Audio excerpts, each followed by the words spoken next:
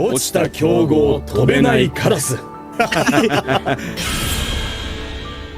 What's up YouTube, it's Blackwing here, and in today's video I'm gonna showcase you why you should never give up even though the situation might seem really desperate. So, my opponent is going first and I have 2 infinite impermanences, which is obviously super nice. My opponent summons Diablo Star the Black Witch and tries to play the effect here. And I was thinking, yeah, this might be the correct place to play infinite impermanence, so I played, because I was thinking like, he has probably at least 1 hand trap, maybe 2, so let's see what the third card is. He plays Bonfire, adding the Snake Eye Ash to his hand, and you know that this is the card that you have to infinite impermanence as well, so I played infinite impermanence here. And everything would be fine, but because of the newest pack, you can still go on from this, or my opponent can still go forward from this. So basically the Fiendsmith engine. So he goes into Moon, and from here Moon is obviously doing Requiem. Fiendsmith's Requiem here, and then from here he's just able to access the Fiendsmith engine and still go off. So Fiendsmith Engraver here, the Requiem plays effect, and then he also has this little White Forest engine apparently in the deck. So yeah.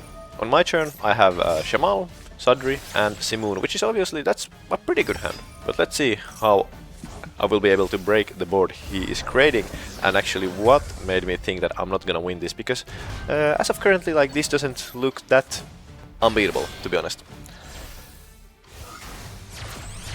So my opponent's still comboing IP Masquerina,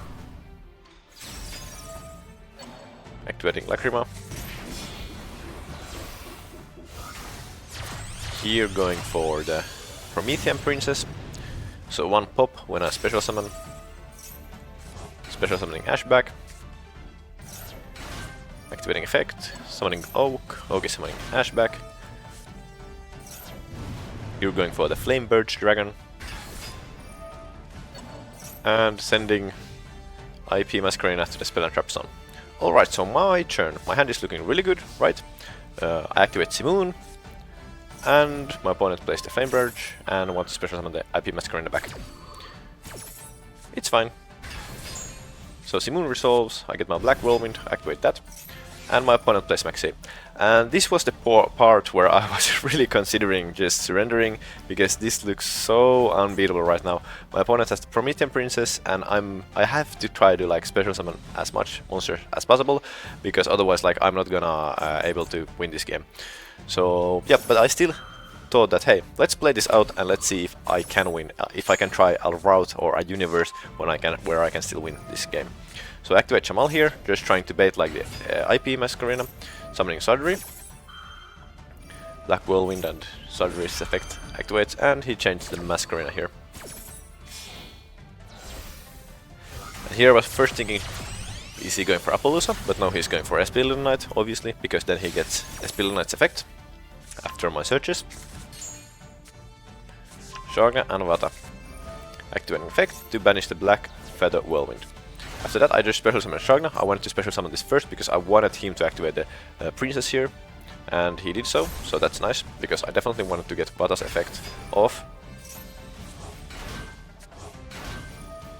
So he gets his stuff back, gets Poplar to his hand, and also here he gets to special summon Poplar. This is already like building like a pretty big wall, so it's gonna be really hard for me to OTK him this turn if I'm not being able to go to like Ultimate Falcon and other stuff, which obviously means that I would have to special summon a lot of monsters, which would give him a lot of hands because I'm under cards in hand because I'm under Maxi.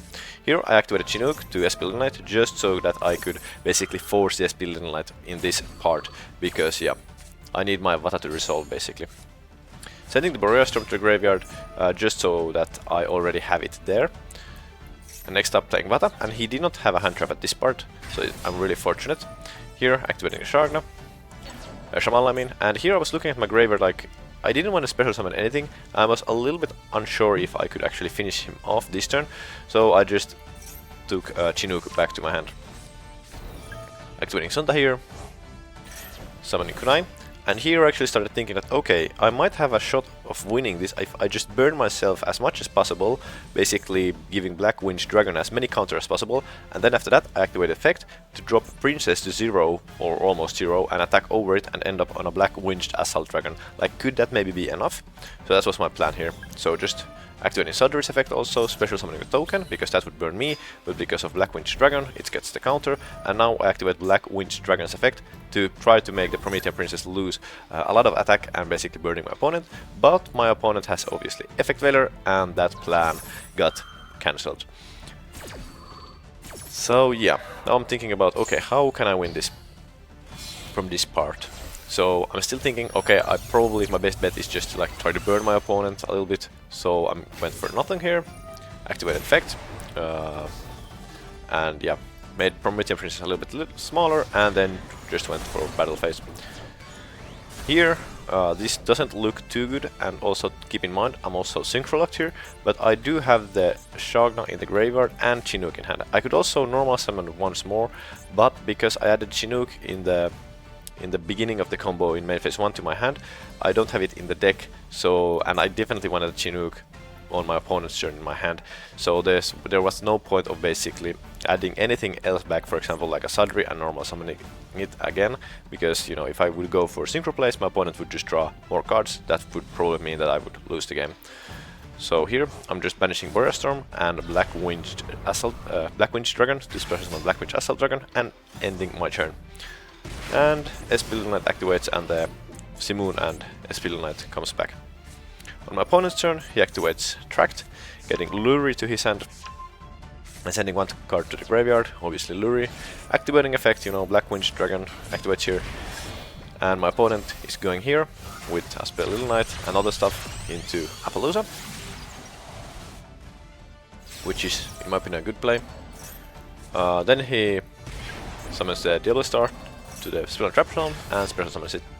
And when this card attacks a monster, it can play its effect to basically put the monster that it attacks to the Spell and Trap Zone. So that's his plan here. So basically just getting rid of my Black Winged Assault Dragon. Yeah, so attacking and activating effect. I chain Chinook, trying to negate that. My opponent activates Appaloosa, trying to obviously negate the Chinook. And I chain Shagna, basically destroying or trying to destroy the Appaloosa. And what do you know? It actually goes through, so the Appaloosa gets destroyed, I burn my opponent, the Chinook goes through, and yeah, I burn a little bit more my opponent, and my opponent suicides with the Diablo Star to the Black Winged Assault Dragon. And his battle phase is over, and he has only 2,400 life points, and I have the Black Winged Assault Dragon, which burns him 700 for each monster effect. So that means he has only 3 monster effects left, and what makes this even more crazy is that his Espilil Knight is also in the graveyard, so he will have a really hard time getting over the Black Winged Assault Dragon on his main phase too. So yeah, he activates Oak's effect, special summons the Poplar back, and then he just concedes because he understands that, yeah, he will not be able to out the Black Winged Dragon on his main phase 2. So yeah, I was so sure I was gonna lose this game when my opponent used Maxi, because yeah, I was just like, yep, I'm not gonna win this game. But however, I didn't give up and I tried my best, and what do you know, I actually won the game from a spot that looks so unwinnable. So yeah, that's maybe one of the things why it's nice to play Blackwings or some rogue deck, because the opponent might not know all of the lines or plays that you might have in the graveyard and so on. But let me know in the comment section below, did you learn something new, or what did you think about this replay? And if you want to support the channel, you can become a Blackwing Master Tier member to access exclusive member-only videos, updates on my Blackwing decks, and you will also get access to the Yu-Gi-Oh! Deck Optimizer program that will take your deck building skills to the next level. So what are you waiting for? Become a Blackwing Master Tier member from the link in the description down below. Thank you for watching, and as always, I'm out. それでも一人じゃなくなったあいつは強いよ。